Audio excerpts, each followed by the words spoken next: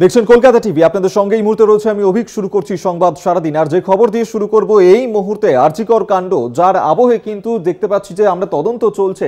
আর এই আরজিকর কাণ্ডের প্রাক্তন অধ্যক্ষ আরজিকর হাসপাতালের সন্দীপ ঘোষ 6 সেপ্টেম্বর তার বাড়িতেই তল্লাশি অভিযানে গিয়েছিলেন ইডির আধিকারিকরা।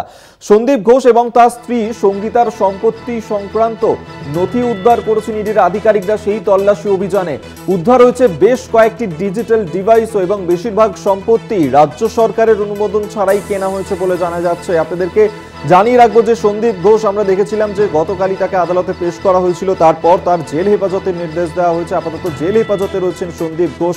ইতিমধ্যেই আর্থিক তছরূপের মামলায় তাকে গ্রেফতার করা হয়েছে। অন্যদিকে এই সন্দীপ ঘোষের যে বাড়ি রয়েছে, একাধিক সম্পত্তির হদিশতার পাওয়া গিয়েছে এবং তার যে বাড়ি রয়েছে বেলগাছিয়াতে, সেখানেই 6 সেপ্টেম্বর ইডির তল্লাশি অভিযান চলে এবং সেখানে গিয়েই সন্দীপ ঘোষ এবং তার স্ত্রী সঙ্গীতা তাদের একাধিক সম্পত্তির হদিশ পেয়েছে ইডির আধিকারিকরা। সম্পত্তি সংক্রান্ত নথি উদ্ধার করেছেন তদন্তকারী অফিসাররা। উদ্ধার করা হয়েছে বেশ কয়েকটি ডিজিটাল ডিভাইসও। আর বেশিরভাগ সম্পত্তি রাজ্য সরকারের অনুমোদন ছাড়াই কেনা হয়েছে বলে জানা যাচ্ছে।